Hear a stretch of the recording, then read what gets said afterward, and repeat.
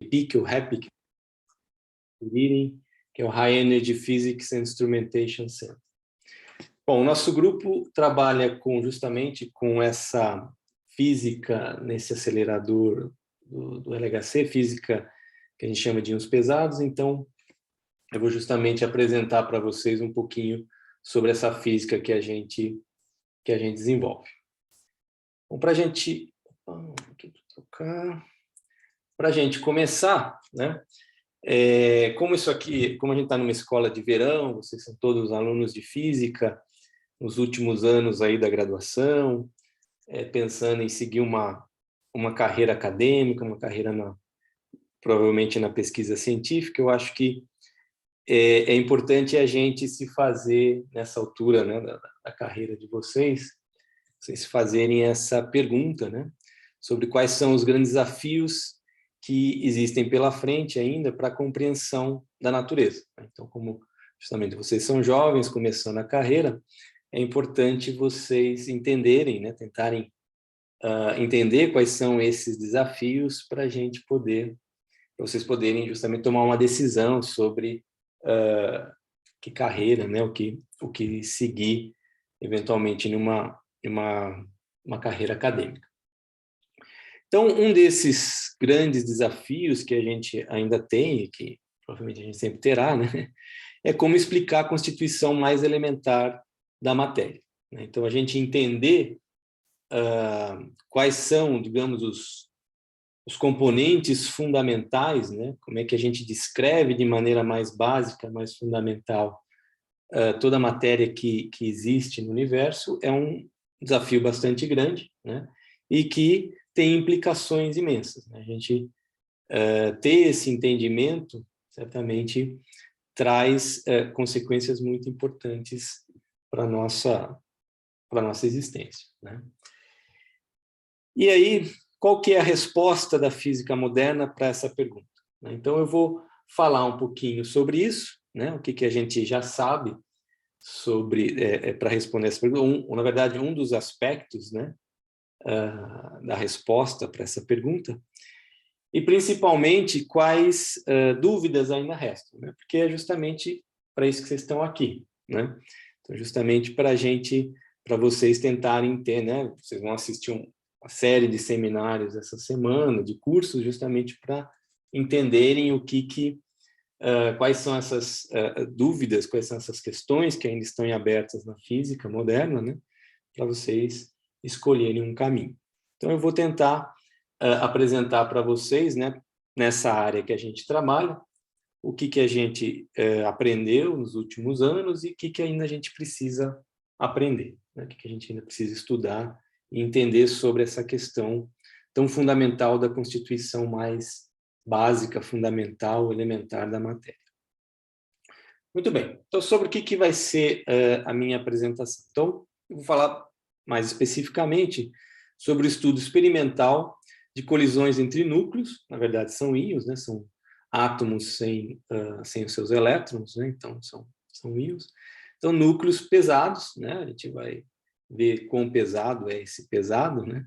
Há energias muito altas, né? Que a gente chama de relativísticas, né? Então, colisões entre íons pesados relativísticos, que eu vou me concentrar nessas colisões que são geradas no acelerador LHC, que acho que todos vocês conhecem, né? O Large Hadron Collider, que fica no laboratório CERN, que é um laboratório internacional localizado na fronteira entre a França e a Suíça. Eu vou falar um pouquinho sobre o LHC, sobre o CERN para vocês entenderem bem o contexto, né? Então, eu vou começar falando um pouquinho sobre a motivação para se estudar essas colisões, por que é interessante, o que a gente aprende colidindo núcleos muito pesados, né? Núcleos, quando eu falo núcleos pesados, eu falo núcleos de chumbo, núcleos de ouro, né? Altíssimas energias, energias relativísticas. O que a gente aprende com isso? Vou falar um pouquinho como que esse estudo é feito experimentalmente, né? Então, justamente como eu sou um físico experimental, né? A gente no REP que a gente trabalha com física experimental, então eu vou justamente falar sobre como que é feito esse estudo experimentalmente. Vou falar um pouquinho da instrumentação envolvida, acho que é bem interessante, bem legal vocês entenderem né, como que a gente chega nessas informações que a gente normalmente apresenta, né?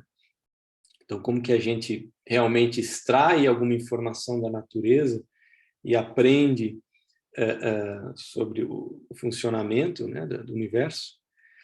E eu vou finalizar a apresentação com alguns aspectos do que a gente já aprendeu, né, e e coisas que a gente ainda precisa entender, né? Então, tentar deixar em aberto aí os problemas, né? Quais são os problemas que estão em aberto, né? Então, vamos lá. Então, vamos começar discutindo por que é interessante colidir núcleos pesados a altíssimas energias, né? Essencialmente, quais são os problemas fundamentais da natureza, né, que a gente pode estudar, que a gente pode aprender através dessas colisões, né? Que essencialmente se resume a gente entender, né, o que a gente pode aprender a partir da compreensão do que ocorre nessas colisões. Então, a ideia é a gente usar essas colisões como uma ferramenta para a gente aprender alguma coisa sobre essa constituição mais elementar da matéria, né? Então, para a gente usar essas colisões como uma ferramenta, a gente, obviamente, precisa primeiro entender o que acontece nessas colisões, né? Então, quando dois núcleos pesados colidem, o que realmente acontece, né? Como a gente consegue descrever a dinâmica, né? Como a gente consegue descrever o que está acontecendo nessas colisões, né? E, obviamente, a física que a gente vai usar para descrever essas colisões é o que vai permitir, né? Quer dizer, os ingredientes físicos que a gente vai precisar para descrever essas colisões é que vai permitir que a gente entenda um pouco mais, que a gente aprenda um pouco mais sobre essas questões fundamentais do universo. Então, no caso específico de colisões entre os pesados, então, primeiro, né, quer dizer, quando a gente faz aquela pergunta sobre qual é a constituição mais elementar, né, qual é a resposta da física moderna para a constituição mais elementar da matéria, ela se resume a esse quadro aí, né, que a gente chama de... bom, esse quadro, na verdade, ele simplesmente resume uma série de teorias quânticas de campo, né, que constituem o que a gente chama de modelo padrão, e que esse modelo padrão seria essa resposta, né, mais moderna que a gente conhece atualmente, né? Existem muitos estudos justamente para tentar expandir isso, né? Quer dizer, é o que a gente chama de física além do modelo padrão, mas até o momento, né, digamos, o referencial teórico, né, a base teórica que melhor descreve tudo que a gente mede, né, na natureza, em termos dessa constituição elementar da matéria, é descrito por esse modelo padrão, né? Então, a gente vê aqui várias partículas, né? Cada quadradinho desse é uma partícula.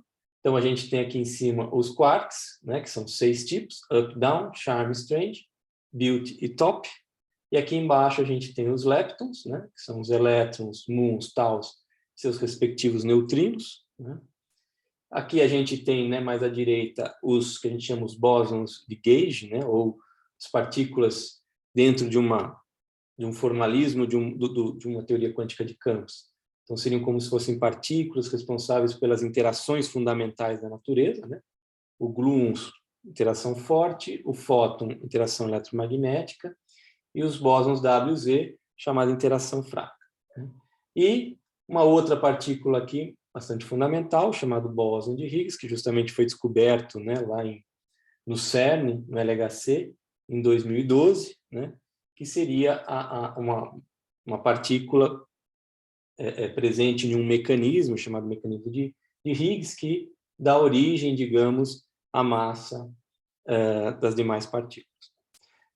As colisões entre íons pesados, a gente está interessado em que parte desse, né, a gente está interessado em entender melhor, em explorar melhor que parte desse diagrama, digamos, dessa tabela.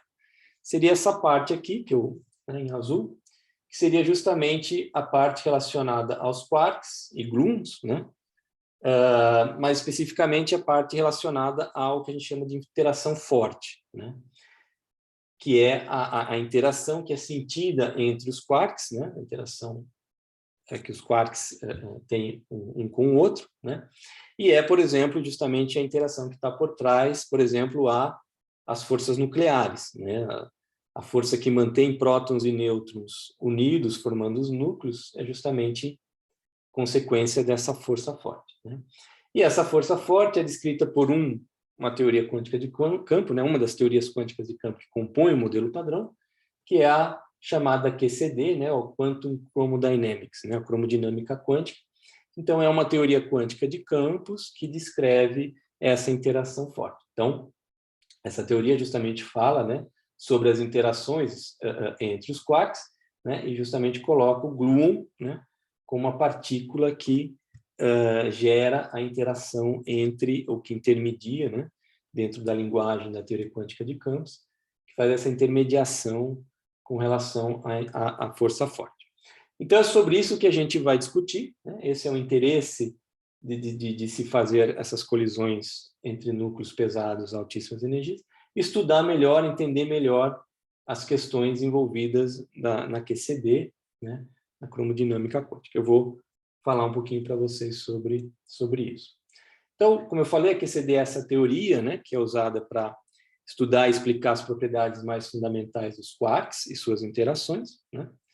E aí algumas características interessantes desses quarks é que uma delas é que eles têm, né, eles carregam essa chamada carga de cor, então justamente, obviamente não tem nada a ver com a cor que a gente está acostumado, né?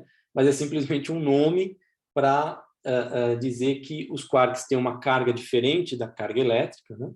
Que é justamente a carga responsável pelos quarks sentirem, né, essa interação forte. Então, assim como a carga elétrica, toda partícula que tem carga elétrica sente a força eletromagnética, toda partícula que tem carga de cor sente a força forte, né?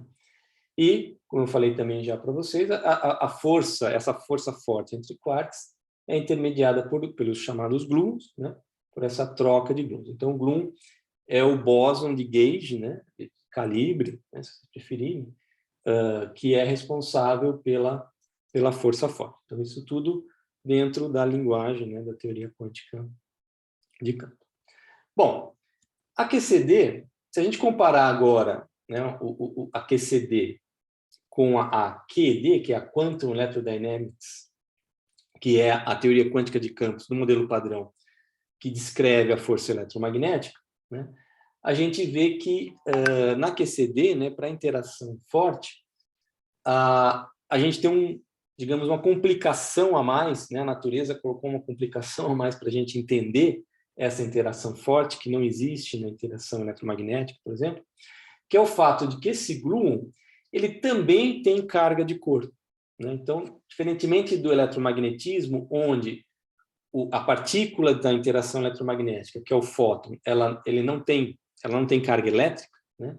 Então, você consegue descrever a força eletromagnética entre duas cargas elétricas, né, numa teoria quântica de campos, usando a ideia dos fótons. E os fótons, eles não têm carga, então, digamos, torna essa descrição um pouco mais simples. No caso da QCD, como os gluons, eles possuem também carga de cor, então isso complica bastante o problema, né? Então dificulta bastante essa descrição. Então isso deixa várias questões em aberto, né, na QCD, por conta dessa, digamos, complicação que a natureza colocou ali na interação forte, né? Então, uma das características, justamente, dessa força forte, da QCD, e que é algo que a gente precisa entender, é o chamado confinamento, né? Então, qual que é a ideia? Apesar da gente acreditar, né, que a gente tem muitas evidências da existência dessas partículas chamadas quarks, os quarks nunca foram observados diretamente em um experimento, né? Nunca se realizou um experimento em que você observou um quark passando aqui, né? Os quarks nunca foram observados experimentalmente, mas a gente tem, obviamente, muitas evidências, né, da sua existência. E por que os quarks nunca foram observados? Por que a gente nunca conseguiu, numa colisão entre prótons ou uma colisão entre núcleos, arrancar um quark de dentro de né, de um próton, de nêutron ali, e observar ele. Então, isso nunca acontece por conta dessa propriedade do confinamento. Então, a ideia é que a interação entre os quarks, na verdade, diferentemente da interação eletromagnética, ela aumenta com a distância, né? Isso torna, então, impossível a gente arrancar, isolar um quark da partícula onde ele está dentro. Então, aqui um exemplo, né? Digamos que, vou falar um pouquinho mais sobre isso, a gente tem aqui uma partícula chamada meson, né? Um meson pi, que é composta de 2 quarks. Então, digamos que eu tente separar um desses quarks, né? Eu tente arrancar, né? Justamente através de uma colisão com esse pion, eu tente arrancar um quark daqui. Se eu tentar fazer isso, na verdade, o que eu vou ter no final não são os 2 quarks que compõem esse meson, mas eu vou ter outros 2 mesons, né? Porque eu vou ter que colocar tanta energia para separar esses 2 quarks que vai se tornar mais favorável, em vez de eles se separarem, aparecer um outro par de quark e antiquark, né? De uma excitação do vácuo, né? A linguagem que a gente usa, e esse novo par de quark e antiquark vai acabar se combinando com os quarks originais e formar 2 mesons e não 2 quarks separados, né? Isso a gente observa experimentalmente, né? Então, quando a gente colide, por exemplo, 2 prótons, né? A gente, em que ocorreria, né, justamente o espalhamento entre 2 quarks, então a separação deles, né, digamos, o desligamento deles dos prótons originais, né? Em vez de a gente observar um quark isolado, a gente acaba observando uma série de partículas que são formadas nesse processo, né, que a gente chama de fragmentação, nesse processo em que o quark estaria tentando se separar do próton onde ele estava, né? Então, isso é de fato observado. Aqui é um esqueminha justamente de um experimento, né, que você observa um monte de partículas de um lado, um monte de partículas do outro, que a gente chama de jato, né? Então, um jato de partículas de um lado, um jato de partículas do outro, que são produto, né, dessa fragmentação desses quarks, né? Quer dizer, são produtos desses quarks tentando se separar ali do próton original. Em vez de você ter um quark isolado, você tem esse conjunto de partículas. Então, isso é observado experimentalmente, e isso é justamente uma das indicações da existência do quark, da existência desse processo e da existência desse confinamento. Porém, o confinamento ainda é um fenômeno pouco entendido, né? Ainda é um problema em aberto na QCD, é ainda algo que a gente não tem um conhecimento teórico mais fundamental sobre ele, né? Então, é algo que a gente observa e que, então, a gente precisa entender melhor para poder justamente, digamos, ter uma compreensão teórica mais fundamental sobre ele, né? Então, o que, na verdade, a gente observa não são os quarks, mas são os chamados hadrons, né? Que são combinações de 3 quarks ou 3 antiquarks, ou uma combinação de um quark e um antiquark. Então, quando a gente tem uma partícula que é uma combinação de 3 quarks, isso falando de uma maneira bem simplificada, tá? Quando a gente tem uma partícula composta de 3 quarks, a gente chama de bário, e uma partícula composta de um quark e um antiquark, a gente chama de um meson, né? Então, todas as partículas formadas por quarks a gente chama de hadrons, e tem esses 2 tipos, né? Os bárions e os mesons. O próton, por exemplo, é um tipo de bário, né? Ele é composto de 2 quarks up e um down. O nêutron, né, que é outra partícula que compõe o núcleo atômico, também é um bário composto de 2 quarks down e um up, né? Então, o que a gente observa é isso, que os quarks estão lá, mas eles estão sempre presos, confinados dentro desses hadrons, ou na forma de um bário ou na forma de um meson. Então, por exemplo, aqui o pion, né, o pion mais, né, é um tipo, é o tipo mais leve, na verdade, de hadron, né, o tipo mais leve de meson. Foi inclusive descoberto pelo brasileiro César Lattes, né, experimentos que ele conduziu na década de 40. Então, é um outro tipo também de meson que existe. Então, agora, a pergunta justamente que a gente coloca, né, que nos leva até as colisões entre íons pesados. Então, como é que a gente pode estudar o comportamento desses quarks e desses gluons, né, se eles estão presos, né, confinados dentro dos hadrons, né? Como é que a gente consegue entender melhor o comportamento desses quarks, né? Entender melhor essa propriedade do confinamento que tem na QCD, né? O que a gente pode fazer para entender melhor tudo isso, né? Então, justamente, a resposta passa por essas colisões, né? A partir da seguinte, digamos, hipótese teórica que foi feita lá na década de 70, né? Logo no início né? Quando esse modelo de quarks surgiu, né? O pessoal pensou nessa questão aqui. Então, se eu tiver um sistema de hadrons, né? Por exemplo, um núcleo. Então, um núcleo lá cheio de prótons e nêutrons, ou seja, cheio de hadrons, né? Hadrons que são compostos de quarks. Se eu pegar esse sistema e levar ele, aumentar muito a temperatura desse sistema, ou aumentar muito a densidade desse sistema, né? A ideia é que os constituintes desses hadrons, né, os quarks e os gluons, eles vão deixar de ser confinados, né? O que é a ideia? A ideia, imagina que a gente está aqui, né, com um núcleo cheio de prótons e nêutrons, né? Azulzinho é o próton, vermelhinho é o nêutron. Então, os quarks estão lá dentro, organizadinhos, bonitinhos, né, dentro dos prótons e nêutrons, separados uns dos outros, né, nessa combinação, nessa organização dentro de prótons e nêutrons. Agora, imagine que eu pego e esquento muito isso aqui, ou comprimo muito isso aqui. O que vai acontecer? Essa organização vai se perder, né? Quer dizer, os quarks não vão estar mais, digamos, né? Prótons e nêutrons vão começar a se sobrepor, né? Um vai começar a se sobrepor com o outro, e aí eu vou perder essa organização, né? Essa separação dos quarks em diferentes prótons e nêutrons, e vou ter uma sopa ali, um sistema grande, né? Quer dizer, do tamanho de um núcleo, mas com os quarks e gluons não mais confinados dentro dos prótons e nêutrons, mas formando esse sistema com volume relativamente grande, está todo mundo solto ali, todo mundo não mais confinado, né? Então, isso é uma hipótese que surgiu, né, na década de 70. Será que a gente não consegue formar esse sistema em laboratório? E aí, uma vez formado esse sistema, a gente consegue estudar melhor as propriedades dos quarks, essa propriedade do confinamento, etc., né? A ideia é justamente, digamos, explorar um diagrama de fase, né, da QCD, né? Então, aqui mostrado um gráfico, né, no eixo Y a temperatura, no eixo X a densidade.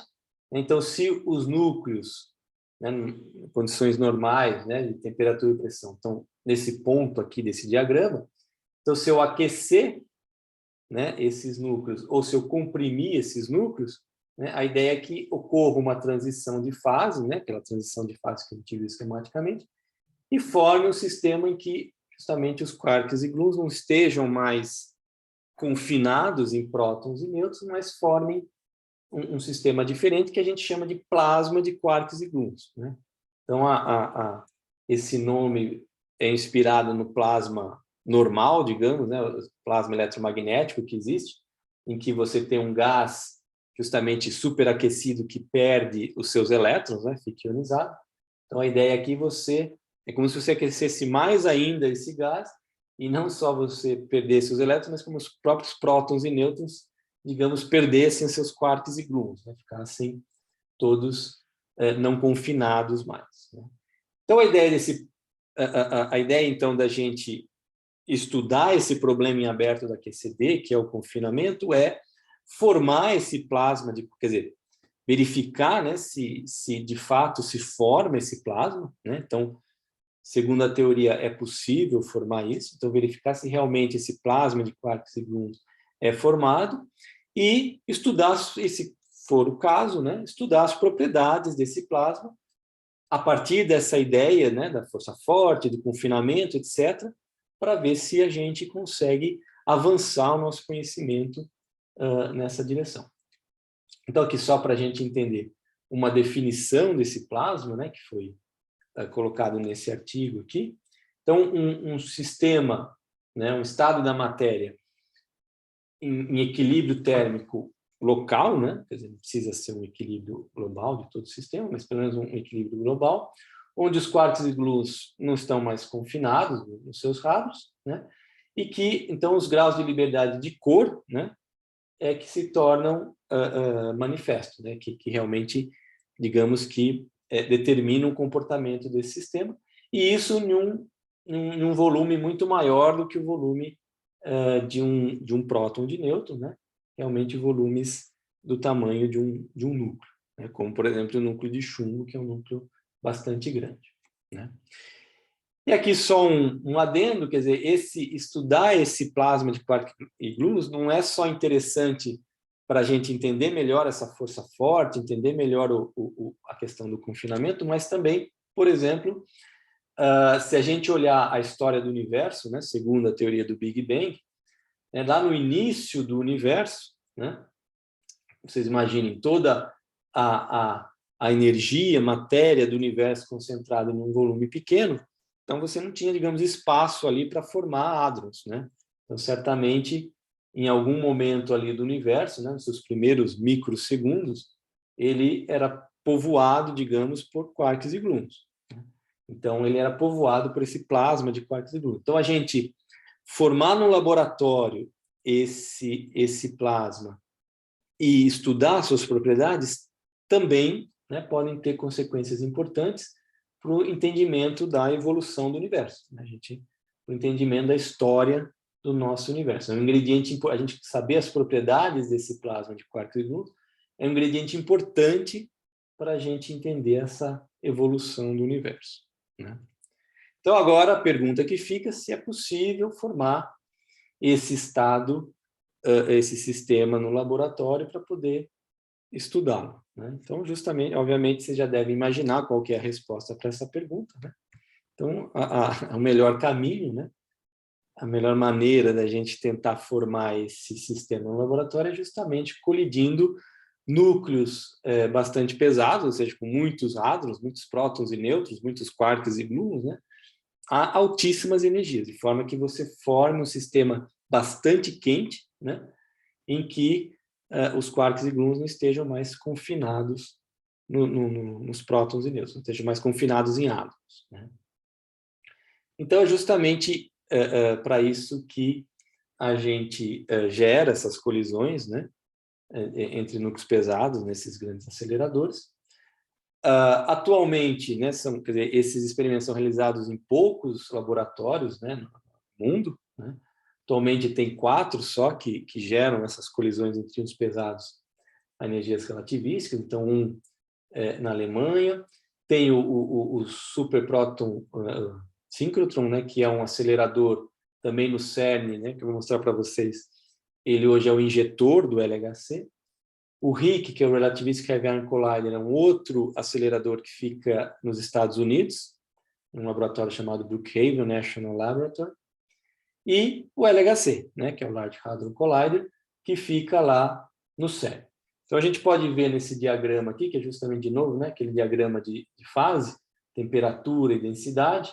Então, a ideia é que o núcleo, nas suas condições normais, está aqui embaixo, e se a gente esquentar ou comprimir, a gente chega no plasma de quarks e gluons. Então, a ideia é que esses diferentes aceleradores, a diferença entre eles é que eles colidem núcleos a diferentes energias e, dependendo da energia que você colide os núcleos, você, digamos, popula, né, ou você coloca o seu sistema em um ponto diferente desse diagrama.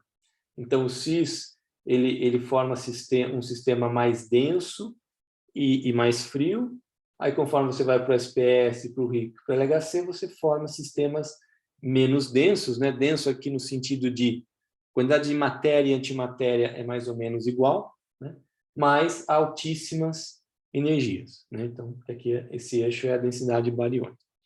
Então, a ideia é que com o LHC você consegue, né, como é o acelerador que gera colisões com maior energia, né, possível, né, hoje em dia, então é o acelerador que vai formar um sistema com as maiores temperaturas possíveis, né? Então,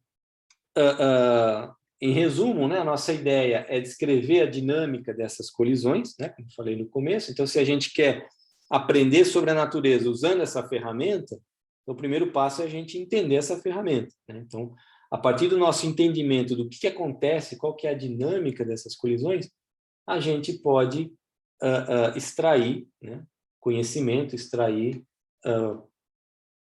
conhecimento sobre os processos fundamentais da QCD. E você já pode imaginar, uma colisão como essa é algo bastante complexo, né? Então, aqui é um esqueminha, né, sobre o que acontece durante essa colisão. Então, a gente tem, né, aqui a colisão acontecendo. Logo no início, o encontro entre os núcleos já é a gente chama de um estágio de pré-equilíbrio, já é uma coisa bastante complicada. Aí, uma vez que os núcleos colidiram, forma alguma coisa aqui, que a gente justamente quer saber se é o plasma de quarks e gluons ou não. Formando ou não formando esse plasma, em algum momento, justamente por conta do confinamento, a gente vai formar um monte de hadrons, né? Formar um monte de partículas compostas de quarks e gluons, né? Por conta dessa propriedade do confinamento. Isso aqui é um sistema, digamos assim, é um gás quente, né? Que está interagindo bastante e expandindo. Então, as partículas que compõem o sistema vão interagir e expandir, né? Esse volume expandir, até o momento em que as partículas já não têm mais energia para formar novas partículas, né? Porque aqui, mesmo você tendo um monte de hadrons, né? Um hadron pode colidir no outro e formar um terceiro hadron, né? Mas esse sistema a tendência desse sistema, né? Como todo gás quente, é expandir e esfriar. Então, ele vai chegar em um momento, né? Que a gente chama aqui de chemical freeze-out, né? O congelamento químico, quando as partículas já não têm mais energia para formar novos hadrons, por isso que é o congelamento químico, quer dizer, você não forma mais partículas, você congela o número de partículas, né? Só que elas continuam interagindo, continuam trocando o momento, até um momento, né? Até um instante em que aí esse sistema está tão expandido, né? Que uma partícula não vê mais a outra, né? E é o que a gente chama de kinetic freeze-out, ou congelamento cinemático, né, em que as partículas não mudam mais de momento, porque uma não interage mais com a outra, uma não enxerga mais a outra.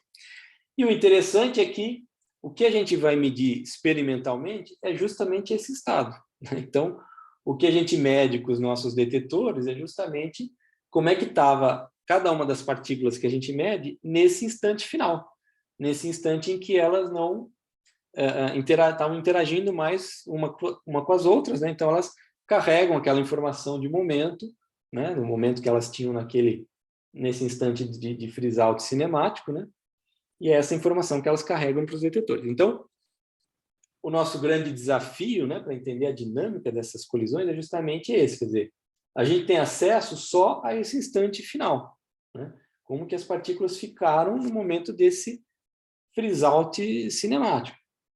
E aí, a partir disso, a gente tem que inferir o que aconteceu antes. Então, a partir das informações que a gente coleta aqui, nesse estágio final, a gente tem que saber se, lá no começo, logo depois da colisão, a gente tinha só hadrons mesmo, né? Os prótons e nêutrons dos núcleos que colidiram, ou se a gente formou o plasma de quarks e gluons, e ainda por cima, né?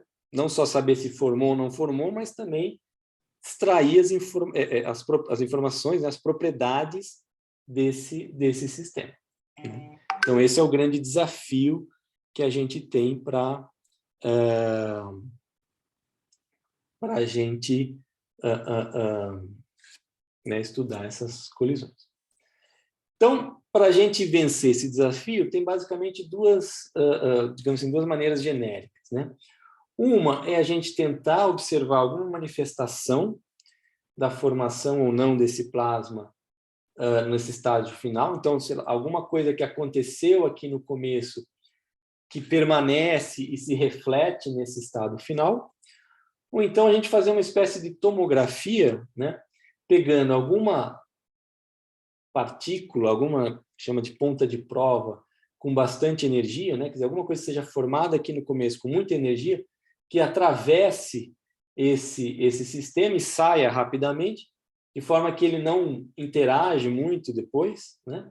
E aí a gente consegue extrair alguma informação a partir dessas pontas de prova de alta energia. Então, é mais ou menos como, na verdade, como o Rutherford fez lá no começo do século XX, né, para descobrir o núcleo atômico. Ele jogava partículas alfas no núcleo, e dependendo de como essas partículas alfas saíam, ele conseguiu descobrir a existência do núcleo atômico. Então, aqui é um pouco parecido, a única coisa é que a gente não tem como pegar esse plasma, né, congelar ele e ficar jogando alguma coisa em cima. Então, a gente tem que usar alguma partícula que é produzida aqui mesmo na colisão, mas que ela sai, né, como uma bala, assim, atravessando esse plasma, e aí a gente, dependendo, né, conhecendo as propriedades iniciais dessas partículas e comparando com como que elas saem dessa colisão, né, a gente pode extrair alguma informação. Então, para isso, justamente, que é extremamente importante a gente não só estudar colisões entre núcleos, mas também estudar colisões entre prótons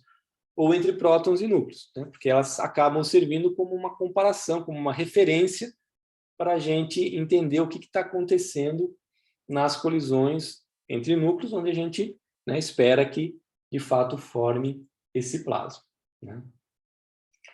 Então, o que eu vou apresentar para vocês agora é na verdade, eu vou apresentar duas maneiras da gente estudar essas colisões que refletem essas duas abordagens diferentes. Então, aquela primeira abordagem da gente ver se naquele monte de partículas que sobram no final da colisão, se elas refletem alguma coisa que possa ter acontecido no início da colisão, uma maneira de fazer isso é justamente estudar o que a gente chama de fluxo elíptico. Então, o que é a ideia desse fluxo elíptico?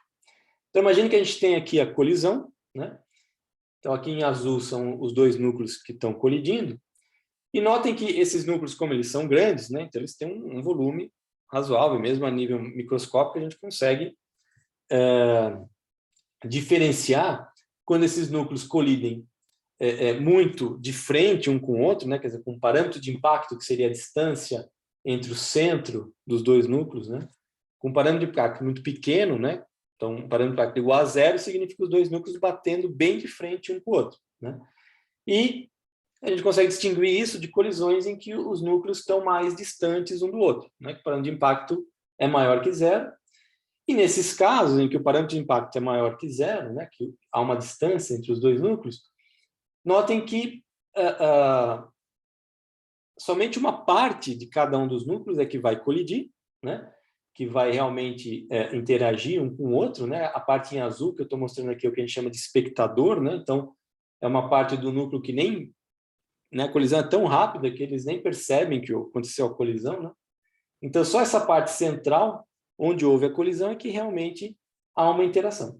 E notem que essa parte central, ela não vai ter uma forma, mesmo que os núcleos sejam esféricos, ela não vai ter uma forma esférica, né? Ela justamente vai ter uma forma elíptica, né? Por isso que vem o nome. E aí, se essa região de sobreposição entre os núcleos, onde realmente há interação, onde realmente pode acontecer a formação do plasma, né? Se a região justamente for uma região que interage, que as partículas que compõem essa região aqui interagem bastante, então o que a gente nota? A gente nota que vai ter uma direção, né? A vertical aqui, onde uma partícula que tente fugir, ela vai encontrar mais resistência, e a gente vai ter uma direção aqui, a direção horizontal, né, onde justamente essa elipse é mais fininha, onde essas partículas vão ter menos resistência para sair do sistema.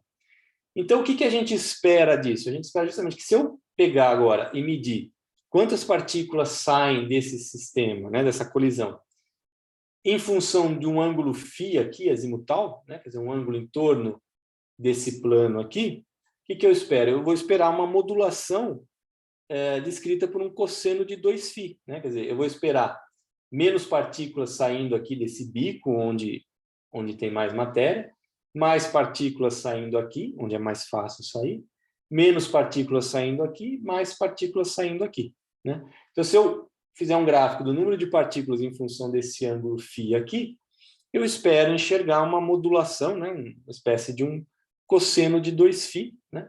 Justamente devido à forma, né, da região de colisão aqui entre os dois núcleos. Então, mais um outro diagrama aqui. Então, se a gente olhar agora aqui, né, transversalmente essa colisão, então os dois núcleos colidindo, né, justamente aqui com parâmetro de impacto diferente de zero, né, se o parâmetro fosse zero, os dois círculos estariam bem um em cima do outro, né? Então, notem, né, olhando para esse plano transversal, a região de sobreposição tem esse formato elíptico, né? Então, a ideia é que, se as partículas interagirem bastante, a gente vai ter mais partículas saindo na direção, estou chamando aqui de horizontal, e menos partículas saindo na região vertical. Então, algo mais ou menos representado por essa simulação aqui, né? Então, a gente começa com essa elipse. Como você tem, né, um gradiente maior de pressão na horizontal do que na vertical, né, um caminho mais livre na horizontal do que na vertical, né, o resultado final é esse aqui. A gente tem mais partículas na horizontal aqui do que na vertical. Então, se eu contar o número de partículas em função do φ, né, em função do ângulo nesse plano aqui, eu vou ter essa modulação de 2φ. Né? Eu vou ter menos partículas aqui na vertical para cima, mais aqui na horizontal para a direita, menos aqui na vertical para baixo, mais aqui na horizontal para a esquerda, né? Então, se eu pegar e contar, então aqui justamente, né, uma demonstração disso.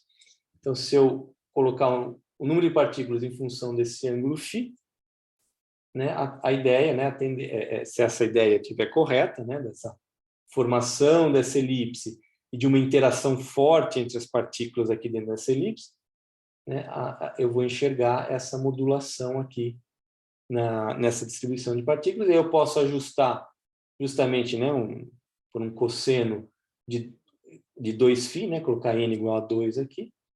E aí o fluxo elíptico é justamente a amplitude dessa modulação aqui, é a amplitude desse cosseno de 2φ. Né? Então, notem que é algo que eu meço no final da colisão, né, quando eu um comportamento global, geral das partículas, mas que, se de fato no início da colisão eu formei algo muito denso, que interage muito, né, isso vai se refletir no resultado final. Né? Bom, e aqui só para dizer que a gente pode também olhar outras modulações, né, não só n igual a 2, quer dizer, algo elíptico, mas também com n igual a 3, 4, 5, e assim por diante. Então, n igual a 3 seria se formar algo meio triangular, ou algo n igual a 4, algo com essa forma meio de um losango, e assim por diante. Né? Então, são medidas que a gente pode fazer no final da colisão, né, do comportamento global das partículas, que me traz informação sobre o que aconteceu lá no início da colisão. E agora, naquela outra modalidade, né, que é de olhar pontas de prova de alta energia, o que a gente pode justamente procurar nessas colisões são os jatos que a gente discutiu ali no começo. Então, notem que se dois quarks interagirem, né, e começarem a sair, né, e saírem com um alto momento dentro da colisão, né, então eles vão formar esse jato e, no meio do caminho, vão interagindo com esse plasma de quarks e gluons, e isso me permite, né, então, se eu olhar como é que um jato sai numa colisão próton-próton, que é bem simples, né, que normalmente tem uma colisão só entre dois quarks, então um ambiente bem limpo. Se eu olhar o que acontece numa colisão próton-próton e comparar como é que esses jatos saem numa colisão chumbo-chumbo, né, uma colisão entre dois núcleos, eu consigo tirar alguma informação sobre o que formou nessas colisões chumbo-chumbo, como é que esses quarks interagiram com o que foi formado nas colisões entre dois chumbos. Então, a ideia seria, se eu tivesse o mesmo processo dentro de um meio que foi formado nessas colisões entre dois núcleos, eu consigo tirar informações sobre esse meio. O grande desafio aqui é justamente que, numa colisão entre dois núcleos, eu formo milhares de partículas. Então, como é que eu vou achar esse jato no meio dessa confusão? Então, aí é mais um grande desafio experimental, a gente tentar extrair, no meio desses milhares de partículas, quais que compõem um jato e quais foram formados em processos completamente diferentes, que não tem nada a ver com o espalhamento a alta energia de um quark, né, e o processo de fragmentação. Só que, né, apesar do desafio ser grande, a informação vale a pena, porque, né, se a gente estudar a modificação desses jatos devido à presença desse meio, desse plasma de quarks e gluons, isso certamente vai trazer informações interessantes sobre as propriedades desse meio, né? Então, a ideia, como falei para você, é justamente comparar as medidas em colisões entre núcleos com resultados em colisões entre prótons ou prótons e núcleos, né? Entre um próton e um núcleo, de forma que a gente extrai informação sobre esse meio. Muito bem. Então, então a gente discutiu as questões, né, pelo menos uma das questões em aberto que existe na QCD, que é interessante, que vale a pena a gente investigar, entender melhor, para a gente compreender melhor essas questões fundamentais da natureza. A gente faz isso através dessas colisões. Agora eu vou falar um pouquinho para vocês como que a gente gera essas colisões. Então, legal estudar colisões entre núcleos pesados, mas como que a gente pode gerar colisões entre núcleos pesados a energias muito altas? Então, o que eu vou apresentar para vocês é justamente né, como que isso é feito no LHC, no Large Hadron Collider, né? Então, aqui você já deve ter visto muitas vezes, né? Uma foto aérea da região ali onde fica o LHC. Então, para vocês terem uma ideia do tamanho aqui, né? Bom, eu vou falar para vocês, essa circunferência, isso aqui obviamente é só um esquema, né? O LHC é essa circunferência maior, mas ele fica embaixo da Terra, né? Para vocês terem uma ideia, aqui, ó, na direita, é o aeroporto da cidade de Genebra, né? Que é o Lago Le Mans. Aqui desse lado é o Monte Jura, né? Que é uma cadeia de montanhas francesas. Então, a divisa entre a França e a Suíça fica bem... Vocês estão vendo esse triângulo aqui cheio de construções, é justamente a sede, uma das sedes, né, a sede principal do laboratório CERN, né?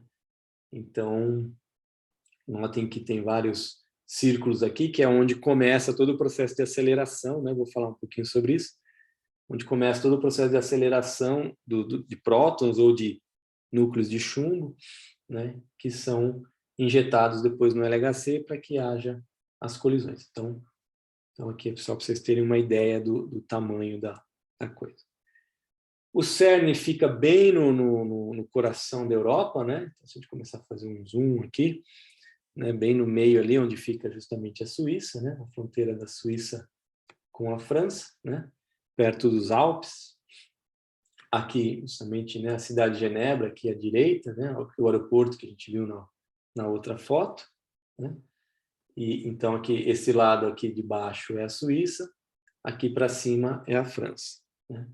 E o CERN, né, então justamente, né, que eu falei para vocês naquela foto, a principal sede do CERN fica aqui nessa parte, né, subúrbios aqui de Genebra, né, e a fronteira entre a França e a Suíça passa bem no meio aqui do laboratório. Justamente o laboratório justamente por ser internacional, né, é considerado uma área diplomática, tal. Então você pode entrar pela França e sair pela Suíça sem passar pela fronteira, né? Então, justamente tem uma série de regulações internacionais, né, regendo aí o CERN. Bom, o CERN foi fundado em 1954, então vocês imaginem numa época complicada, né, depois da Segunda Guerra Mundial. A Europa tinha acabado de tentar se destruir, né? Diferentes países tentado matar o outro, então justamente o CERN veio como uma proposta, né, de trazer a paz, de trazer o entendimento, né, entre as pessoas, entre os povos, através da ciência. Então realmente foi uma iniciativa muito importante. Ele é mantido por Estados-membros e Estados associados, né, justamente o Brasil está na condição, acabou, né, o Ministério da Ciência e Tecnologia acabou de assinar agora, na semana passada, a entrada do Brasil como membro associado. Isso ainda não é o fim da história, ainda essa associação precisa ser ratificada pelo Congresso Nacional, mas o Brasil é um país, vai muito provavelmente, se tudo der certo, se tornar mais um dos países membros associados do CERN, né? A missão do laboratório é pesquisa, tecnologia, né? Então, realizar essas pesquisas básicas, né, que a gente falou até agora. Desenvolver, para isso, a gente precisa desenvolver tecnologia, né? E o CERN tem uma preocupação muito grande que essa tecnologia chegue realmente a gerar produtos e serviços que possam ser usados por uma boa parte da população, que não seja algo que fique só ali dentro do laboratório, né? Como é um laboratório internacional, a questão da colaboração é muito importante, né? Então, realmente, o CERN é um ambiente riquíssimo, né, para você trocar experiências com pessoas do mundo todo, né? O pessoal fala, o CERN tem alguns restaurantes, né? Principalmente o restaurante central, e a densidade de ideias ali é muito grande, né? Porque justamente é um ponto de encontro das pessoas. Então, essa questão da colaboração é algo muito importante no CERN. E também a questão da educação, que é algo que diz respeito a vocês, né? O CERN investe muito em formação, em educação. Então, todo ano, por exemplo, tem o chamado Summer School, né? Que é uma escola em que justamente alunos de graduação, né? Dos últimos anos de graduação, ou começo do mestrado, podem, né, podem se inscrever, se forem selecionados, né? Passam de 2 a 3 meses lá no CERN, com tudo pago pelo CERN, né? Então, justamente, é um programa que eles investem bastante recursos para formar novos pesquisadores. Como o Brasil ainda não é membro associado, infelizmente, são poucas as vagas que são abertas, inclusive, na verdade, nem abrem mais vagas para brasileiros, o Brasil acaba pagando por 2, 3 vagas, né? Mas, se o Brasil se tornando membro associado, aí provavelmente vão se abrir algo em torno de 20, 25 vagas para alunos brasileiros participarem dessa escola de verão, que é muito interessante. Você vai lá, assiste palestras, desenvolve um trabalho de pesquisa, né, orientado por algum pesquisador que está ali no CERN, e conhece gente, né, alunos, pesquisadores do mundo todo, como eu falei. Então, realmente, essa parte também é muito importante. Bom, aqui eu já falei, né, da questão dos desenvolvimentos tecnológicos, né, que vários desenvolvimentos tecnológicos que a gente vivencia hoje em dia, né, como, por exemplo, touchscreen ou WWW, foram originalmente criados e desenvolvidos lá no CERN. Então, tem diversos desenvolvimentos tecnológicos, né, que saem do laboratório. Inclusive, eles têm esse grupo, né, Knowledge Transfer Group, justamente para cuidar dessa transferência de conhecimento tecnológico. Muito bem, então como é que funciona o LHC? Então, a primeira coisa que, na verdade, o LHC ele tem todo um complexo, né, de aceleradores que precede ele. Então, está mostrando aqui nessa animaçãozinha. Então, alguns aceleradores estão na superfície, como o booster e o PS, e o SPS e o próprio LHC estão enterrados em um túnel subterrâneo, né, que justamente para garantir uma proteção radiológica, né, porque é produzido muita radiação nas colisões, né? E o LHC, ele tem, então, na verdade, ele é um colisor, né, que a gente chama. Então, esse nome collider justamente é usado para aceleradores de partículas em que os dois feixes são acelerados. Então, em vez de você acelerar um feixe e acertar um alvo fixo, um alvo parado, você acelera os dois feixes, né, e gera, então, uma colisão com esses dois feixes em movimento. E aí o que acontece é que você tem 4 pontos atualmente, né, no LHC, onde esses dois feixes se cruzam, então onde ocorre a colisão, e aí você constrói, né, todos os seus detetores, né, todos os sensores, todos os sistemas que vão medir o que sai da colisão em torno, né, desses pontos, obviamente, de cruzamento, esses pontos de colisão. E atualmente, então, são 4. Então, são 4 experimentos, né? Então, você constrói o experimento em torno desses pontos de colisão. Então, um é o Atlas, que também, né, no nosso grupo tem pesquisadores que trabalham nesse experimento. O outro é o CMS, né? Que também tem vários pesquisadores do Brasil trabalhando aqui em São Paulo, no Rio. O LHCb é um outro experimento, né? Também tem brasileiros envolvidos, principalmente no Rio de Janeiro. E o ALICE, que é o experimento também, né? O experimento que eu particularmente estou envolvido, nosso grupo está envolvido, que é digamos, dos 4 experimentos, é o único que, digamos, foi pensado, desenhado, construído pensando em estudar colisões entre núcleos de chumbo, que é o que o LHC gera, né? Então, os outros experimentos também estudam colisões entre núcleos, mas o ALICE é o único dos 4 que foi construído com essa prioridade, né? De estudar colisões entre núcleos. Então, aqui alguns dados, né, para vocês terem uma ideia né, do que é o LHC. Então, ele tem 27 quilômetros de circunferência, né? Então, 27 quilômetros não é pouco, imagine você caminhar e de um ponto a outro do LHC, não precisa até de uns carrinhos ali. Então, é o maior acelerador que existe no mundo hoje, né? Com todo esse diâmetro, essa circunferência, né? Como eu falei, ele é subterrâneo, então ele fica numa profundidade de 50 a 175 metros no solo, então isso é bastante importante, como eu falei, para a questão de proteção radiológica. Então isso garante, né? Vocês imaginem um acelerador de 27 km, você tem que desapropriar todo o terreno na superfície né, fazer todo um anel de isolamento ali para proteger contra a radiação, seria realmente algo impraticável, né? Então, até por conta disso que o LHC é todo subterrâneo. É mais fácil cavar um túnel do que fazer toda essa desapropriação e cuidar de toda a proteção radiológica de um acelerador como esse na superfície. Para vocês terem uma ideia, né, da energia que se chega no LHC, a velocidade de um próton, né, acelerado no LHC chega a esse número aqui, 99,9999991% da velocidade da luz. Então, realmente é algo muito rápido, né? Para vocês terem uma ideia, um próton dá 11.245 voltas no LHC em 1 segundo, né?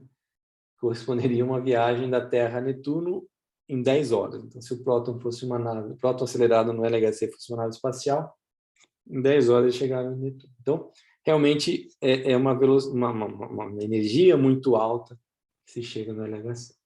E aqui só um esqueminha para vocês terem uma ideia, né, da complexidade da coisa. Então, são, como eu falei, vários aceleradores, né? Você começa com uma fonte de íons, passa por vários, né, pelo booster, pelo PS, aí o SPS, aí para daí chegar no LHC. Quer dizer, o LHC não consegue acelerar as partículas do zero, né? Você precisa primeiro acelerar em outros estágios para depois conseguir realmente chegar na velocidade que eles aceleram. E aqui só para dar uma ideia para vocês, quer dizer, o LHC é um acelerador tipo síncrotron, né? Então, a maneira de você acelerar é com cavidades de ondas, né, de radiofrequência, em que você gera, então, ondas eletromagnéticas e as partículas, elas meio que pegam carona, né, como se estivessem surfando nessas ondas. Então, a ideia é que você forma, na verdade, pacotes de partículas e você sincroniza a entrada dessas partículas nessas cavidades de radiofrequência no momento que, obviamente, esse campo está oscilando na direção certa, né? Então, você tem um campo elétrico ali oscilando para frente e para trás, né? E aí você sincroniza a entrada das partículas no momento em que esse campo está apontando para a direção que você quer acelerar, né? Quando ele está apontando para a direção contrária, você não tem partícula ali. E aí você colocando essas cavidades em uma órbita, numa geometria circular, então você consegue, né, aproveitar várias vezes esse impulso que esse campo eletromagnético dá nas partículas e chegar numa velocidade bem alta. Na verdade, o grande desafio, né, em aceleradores como o LHC é você manter essas partículas em uma órbita circular. Que, obviamente, para você manter essas partículas numa órbita circular, você precisa aplicar uma força centrípeta, né? Essa força centrípeta vai ser uma força magnética. Então, você precisa gerar um campo magnético muito intenso, porque essa força precisa ser muito intensa, para conseguir manter essas partículas que estão tão rápidas, né, nessa órbita circular. Então, o grande desafio, na verdade, do LHC é construir ímãs potentes o suficiente para manter essa órbita.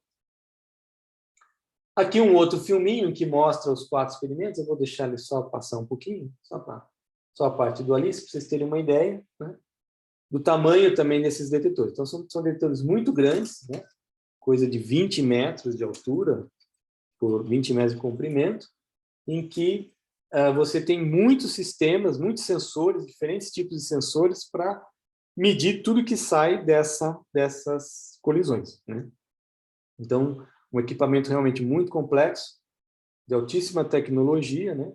E que, por conta disso, justamente, pode gerar muitas novas tecnologias, pode ser aproveitadas em diferentes áreas, né? Física médica, ou física industrial de diagnóstico, coisas assim, né? Então, realmente, é algo bastante complicado. Então, a ideia desses detetores, desses sensores, é justamente o quê? Tirar uma foto, né, de uma colisão. Então, esse aqui é um exemplo, né, de uma foto, digamos, uma foto digital em 3 dimensões, tirada de uma colisão. Então, cada linha que vocês estão vendo aqui é uma partícula que foi gerada numa colisão entre 2 núcleos de chumbo. Então, a colisão aconteceu bem no meio desse cilindro aí. Então, esse cilindro, ele, né, mostra um dos detetores do experimento ALICE. Então, vocês notem que a ideia de toda essa tecnologia, todos esses sensores, esses detetores, é tirar essa foto, digamos assim, para a gente conseguir medir todas as partículas, né, ou quase todas as partículas que são produzidas nessa colisão.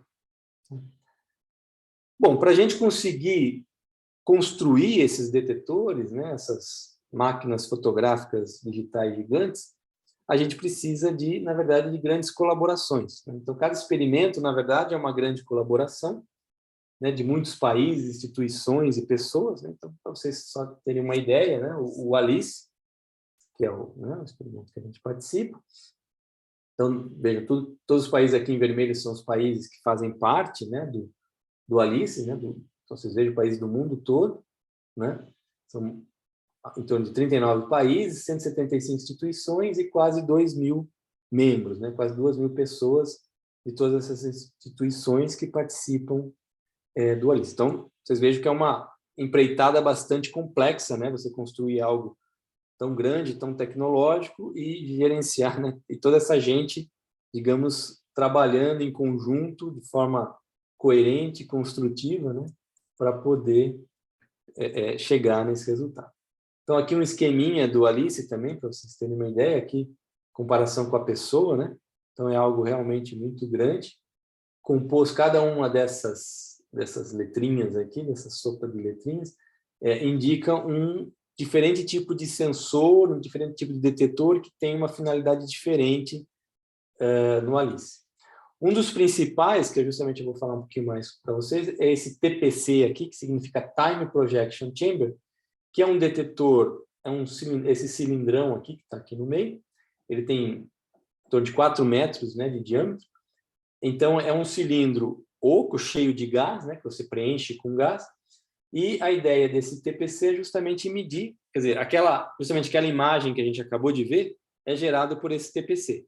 Então, a ideia é que as partículas, ao atravessarem esse gás, elas ionizam o gás, quer dizer, elas arrancam elétrons desse gás, e você medindo, né, coletando esses elétrons, você consegue reconstruir a trajetória. Vou mostrar um filmezinho para vocês, né? Você consegue reconstruir a trajetória dessas partículas e tirar aquela foto em 3 dimensões, né? Então, aqui também para vocês terem uma ideia, né, da pessoa ali embaixo. Então, a ideia é que você tenha sensor, a colisão ocorre bem ali no meio, né? E aí as partículas são produzidas e você mede o que sai da colisão através desses sensores que estão em volta. Então, só mostrar algumas fotos. Aqui é uma foto, esse negócio vermelho é justamente um ímã, né? Todo o ALICE está dentro desse ímã que serve para a gente poder medir o momento, né? Pela curvatura da trajetória das partículas dentro desse campo magnético, a gente consegue medir o momento dessas partículas, né? E aqui um filminho que mostra como é que funciona esse TPC. Então, como eu falei, é um cilindro cheio de gás, né? Ocorre a colisão, produz a partícula ioniza o gás, né? E aí, deixa eu só andar mais um pouquinho, ela ioniza o gás, a gente aplica uma diferença de potencial, né? Uma diferença de tensão entre uma membrana central e as extremidades do TPC. Então, você forma esse campo elétrico aqui, ele faz com que os elétrons, né, que as partículas arrancaram das moléculas do gás, eles acabam escoando, né, para as extremidades do detetor. Então, quando passa a partícula, né, ela ioniza o gás, forma esses elétrons começam a escoar para as extremidades do detetor. Aí o que a gente faz? A gente pega essa extremidade e quadricula ela. Então, na verdade, você forma não sei se está dando para vocês verem, mas você forma vários quadradinhos metálicos, né, que a gente chama de pads, de forma que você sabe exatamente qual pad que coletou a carga, em qual pad, né, em qual quadradinho metálico chegou a carga. Então, você sabendo em qual quadradinho chegou a carga, você consegue saber por onde essa partícula passou, pelo menos nesse plano XY aqui, né? Então, no plano XY, você consegue determinar a trajetória da partícula sabendo em que pads, né, em que quadradinhos metálicos que a carga que ela arrancou do gás chegou. E para você ter a informação, para você chegar na informação tridimensional, né, você tem a informação do outro eixo, a gente mede o quê? A gente mede o tempo que essa carga levou para chegar até a extremidade. Por isso que chama Time Projection Chamber. Então, você medindo o tempo que levou para a carga chegar até a extremidade e sabendo a velocidade com que essa carga se desloca nesse gás, que é algo que você pode medir previamente, né? Você consegue tirar também a informação de posição longitudinal, né? E aí você tem uma reconstrução completa em 3D de onde essa partícula que ionizou o gás, por onde ela passou, né? Então, se a gente fizer isso para todas as partículas, a gente consegue reconstruir, né, a trajetória de todas as partículas e aí saber, então, o que aconteceu nessas colisões. Tá? Aqui só alguns dados também. Então, esse TPC, é o maior que já foi também construído no mundo, né? Vocês terem uma ideia, ele tem 570 mil quadradinhos, né? Cada canal é um daqueles quadradinhos metálicos que a gente tem que coletar carga. Então, ele tem 570 mil canais, 570 mil quadradinhos aqui. Aqui 5 metros de comprimento e 5,6 metros de diâmetro. Aqui algumas fotos para vocês terem uma ideia, né, de como é que ele é. Aqui uma foto interna, né, daquela membrana interna, onde a gente aplica uma diferença potencial bem alta, né, uma alta tensão. E aqui uma foto também da extremidade com os seus, a gente chama de plano de readout, né, o plano de leitura, com os seus pads, né, os seus quadradinhos metálicos, onde a gente vai medir a carga. Então, aqui mais uma foto interna, né, e aqui uma foto já do TPC com a sua eletrônica, né? Então, aqui justamente, então, a ideia agora é, você precisa coletar a carga de cada um desses quadradinhos, então você precisa de toda uma eletrônica bastante sofisticada para você coletar a carga de cada um desses quadradinhos. E eu gosto de mencionar isso porque justamente o nosso grupo, né, junto com um grupo da Escola Politécnica da USP, nós fomos responsáveis por desenvolver um novo chip, uma nova eletrônica, para justamente coletar o sinal desse TPC, né? Então, a gente foi responsável por esse desenvolvimento, a gente justamente, como a gente era os responsáveis, a gente pôde dar o nome que a gente quis para esse chip, e a gente justamente chamou ele de Sampa, né? Em homenagem a São Paulo. Então, ele já foi feito, né? Já foi desenvolvido, testado. A gente produziu mais de 80 mil chips para instrumentalizar o ALICE. Hoje está tudo lá montadinho e até o momento funcionando muito bem, né? Já foi tomado alguns testes, alguns dados, né, de teste com esse chip e ele saiu muito bem. Inclusive, ele saiu tão bem que outros experimentos, além do Alice, também estão usando o Sampa, né, experimentos na Rússia, nos Estados Unidos, na China, tem vários experimentos usando esse nosso chip aí. Bom, então para a gente agora finalizar a nossa apresentação, vamos, afinal de contas, responder o que a gente sabe sobre esse plasma, né? Então, afinal, né, dessas formas, né, que eu mencionei para vocês de estudar essas colisões entre os pesados, a gente tem evidências da formação desse plasma de quarks e gluons ou não, né? Quais resultados indicam de que tem a formação desse plasma?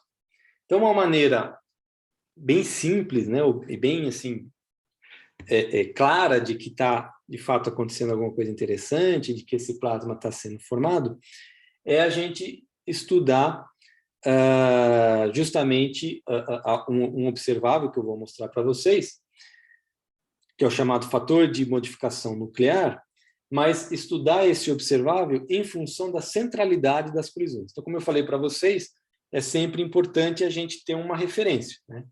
Então, a gente olhar para colisões onde a gente não espera a formação desse plasma, comparar o que a gente mede nessas colisões com uma colisão onde a gente espera que forme o plasma, né? Com uma colisão de íons pesados. Então, a gente pode comparar colisões de íons pesados com colisões entre prótons, ou a gente pode simplesmente estudar colisões entre íons pesados em função da centralidade da colisão, né? Então, que é justamente a distância entre a centralidade e a distância entre o centro dos dois núcleos. Então, se a distância entre os centros dos dois núcleos é muito pequena, o parâmetro de impacto é muito pequeno, a gente tem uma colisão bem central. Se a distância entre os centros dos dois núcleos é bem grande, a gente tem uma colisão periférica. Então, notem que uma colisão entre dois núcleos de chumbo pode ser tão periférica que você tenha realmente praticamente uma colisão entre, sei lá, 2, 3 prótons de um núcleo com 2, 3 prótons de outro núcleo, né? Quer dizer, uma colisão bem rasante, né? Então, a ideia é a gente comparar o que acontece, né? O que a gente mede em colisões bem centrais com aquilo que a gente mede em colisões bem periféricas, né? E por que a gente faz isso? Então, a ideia é que em colisões mais centrais, a gente tem mais energia ali acumulada, mais quarks, mais gluons, então tem uma probabilidade maior de formar esse plasma, e em colisões mais periféricas, uma probabilidade menor, né? Então, a ideia é a gente comparar o que a gente mede em colisões centrais com colisões mais periféricas e ver se tem alguma coisa interessante acontecendo. Então, como eu falei, né, a coisa mais simples que a gente pode fazer é medir esse fator de modificação nuclear, que é esse RA aqui, que significa simplesmente o quê? A gente contar o número de partículas que saem da colisão em função do seu momento transversal, em uma certa região de momento longitudinal, né, bem restrita. Então, a gente conta quantas partículas são formadas em função do momento transversal e compara esse número justamente com o número de partículas formadas em uma colisão ou numa colisão próton-próton, ou numa colisão mais periférica, né? Então, aqui nesse caso, a gente está mostrando justamente o número, esse fator, né, que é o número de partículas formadas em colisões chumbo-chumbo, sobre o número de partículas formadas em colisões próton-próton, mas para diferentes centralidades, né? Então, que é cada painel aqui. Então, esse painel inferior da direita é justamente o que tem a maior centralidade, então os núcleos estão colidindo mais de frente um com o outro, e o primeiro aqui em cima à esquerda é onde você tem menos centralidade, então os núcleos estão mais rasantes. Então, nota, então, no eixo Y é essa razão, no eixo X é o momento transversal, né, das partículas, então quantas partículas a gente mediu com cada momento transversal. E aí notem lá que para as colisões mais periféricas, né, aqui essa porcentagem que a gente mostra significa o seguinte, então 0 a 5% é os 5% das colisões mais centrais, e que os núcleos colidiram com um parâmetro de impacto menor. Aí 5 a 10% é as colisões, os próximos 5%, digamos, de colisões menos centrais, e assim por diante. Então, notem que as colisões mais periféricas, essa razão, ela não está igual a 1, mas está próxima de 1. Né? Então, significa que o número de partículas produzidas nessas colisões, comparado com colisões próton-próton, é mais ou menos igual. Né? Você não produz muito mais partículas, ou muito menos partículas nessas colisões em relação ao próton-próton. Só que quando a gente vai para colisões mais centrais, notem que tem uma grande supressão aqui. Essa razão está bem diferente de 1. Então, significa que nessas colisões mais centrais, comparado com colisões próton-próton, muitas partículas foram absorvidas, muitas partículas foram perdidas. Quer dizer, na verdade, não foram perdidas, perderam energia, né? E mostrando que uma colisão chumbo-chumbo mais central é bem diferente de uma colisão próton-próton. Então, de fato, está acontecendo alguma coisa interessante que depende da centralidade, como a gente espera para a formação desse plasma de quarks e gluons, né? Então, é uma indicação de que, de fato, tem algo interessante acontecendo. Se a gente olha para aquele fluxo elíptico que eu falei para vocês, a gente vê que, de fato, ele forma, né? Então, o coeficiente daquele cosseno de 2φ é diferente de 0. Então, de fato, tem aquela modulação dependente de 2φ, né? Então, aqui justamente o eixo y aqui é a amplitude desse cosseno de 2φ, em função do momento transversal das partículas que você está medindo, né? Então, aí você separa, você olha a distribuição em φ para partículas com meio GeV de momento transversal, com partículas de 1 GeV e assim por diante, né? Então, a gente vê que, de fato, ocorre aquela modulação, e o mais interessante aqui é que essas linhas aqui indicam justamente que a gente consegue descrever essa modulação a partir de uma abordagem hidrodinâmica, supondo justamente a formação de um plasma de quarks e gluons. Então, a gente vê que a gente consegue descrever muito bem esse observável, né, essa medida, a partir dessa hipótese da formação do plasma.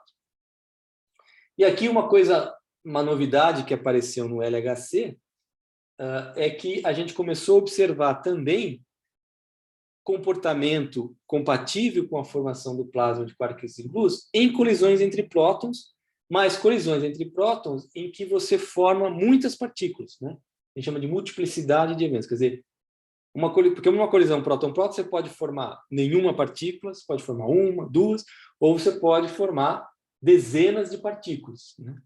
Em colisões no LHC, a gente nota que existem colisões próton-próton que formam, né, 60, 70 partículas, coisas que em colisões com energia mais baixa não acontece, né? Então, aqui essas 4 curvas é isso, né? Então, a curva verde é a energia máxima que chega ao LHC. Então, vocês vejam, formam até quase 60, quase 70 partículas. Já colisões com menos energia, né, de 1,9 TeV, você chega no máximo a 30 e poucas partículas. Então, essas colisões entre prótons que formam muitas partículas, tem coisas muito interessantes acontecendo com elas. Uma delas é justamente a formação, aparentemente, desse plasma de quarks e gluons. Então, aqui é justamente o resultado da formação desse V2, como a gente viu anteriormente, só que em função justamente do número de partículas que é formada, e a gente vê que em colisões próton-próton, né, com muitas partículas formadas, esse V2 sai de um valor muito pequeno e acaba assumindo um valor que não é tão diferente do valor medido em colisões chumbo-chumbo, que é mostrado aqui na direita, né?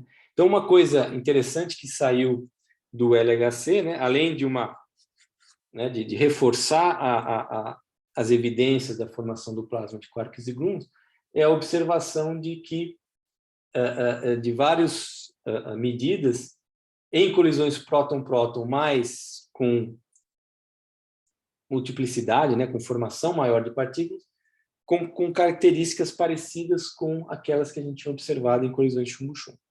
Então, é algo novo que apareceu no LHC, algo inesperado, né? Não se esperava antes da realização dos experimentos e que abre também uma porta interessante para a gente entender melhor, né? Então, como que a QCD consegue prever isso, consegue descrever isso, né? Que mesmo em colisões próton-próton você forme esse plasma. Bom, pessoal, então estou chegando aqui no final, né? Espero que eu tenha passado para vocês um pouco da ideia dessa área, né? Dessa física experimental com íons pesados relativísticos. Eu tenha mostrado que é uma área de pesquisa bastante dinâmica, né? Eu mostrei poucos resultados, mas, né, tem muitos resultados experimentais a serem compreendidos. Né, hoje, a comunidade está bastante convencida de que ocorre a formação do plasma de quarks e gluons nessas colisões, né? E a gente está mais focado hoje em dia em entender as propriedades desse meio, né? Que isso é crucial para a gente poder justamente aprender alguma coisa sobre a QCD, sobre a força forte, sobre a natureza fundamental do universo a partir desse sistema, né? E essa é uma área muito dinâmica que não para, né? Então, justamente o chip sample que eu mostrei para vocês é algo que a gente desenvolveu agora, né? 4, 5 anos, porque os experimentos, apesar do LHC ter sido inaugurado em 2008, né? Os experimentos têm sido construídos há um bom tempo, eles estão constantemente sendo renovados, né? Com upgrades. Então, sempre tem, né, essa busca por melhores equipamentos, mais precisos, para a gente conseguir entender melhor o que está acontecendo nessas colisões. Então é isso. Aqui está o meu contato. Eu não sei se a gente vai ter tempo para perguntas, mas, por favor, fiquem à vontade para me escrever com qualquer pergunta que vocês tenham. E, como eu falei, fico à disposição até como hoje eu acabei, por desencontro de informações, acabei não estando presente aí no Instituto, mas estou à disposição, né, de me encontrar com vocês em algum momento, se vocês quiserem. Então é isso, pessoal. Muito obrigado. Oi, professor.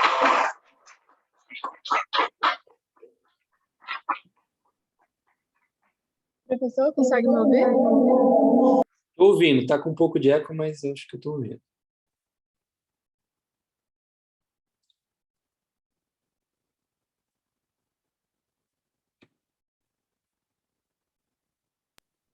Está me ouvindo? Tá com bastante eco.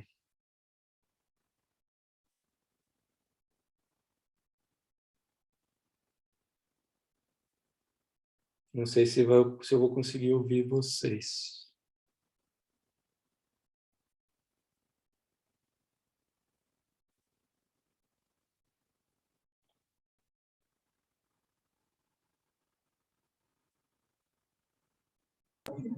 Professor? Oi.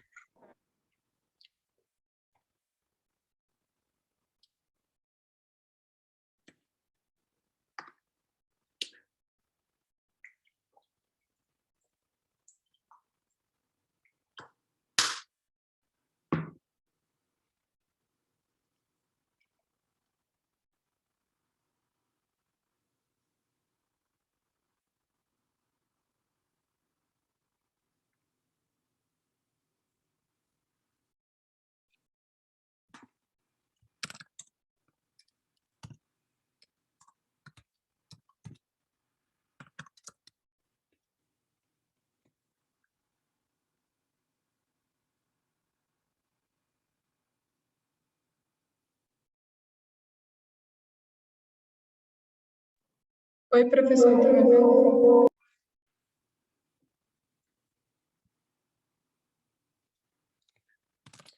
Continua o eco.